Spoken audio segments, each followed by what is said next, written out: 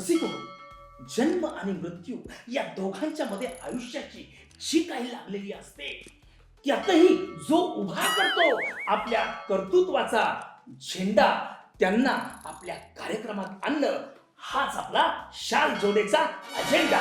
आपल्याकडे नानाविध क्षेत्रातील लोक या कार्यक्रमामध्ये येत असतात. तर आज अतिशय नावाजलेलं आणि तितकंच गाजलेलं दिग्गज असं व्यक्तिमत्व आज आपल्या या ठिकाणी आलेलं आहे.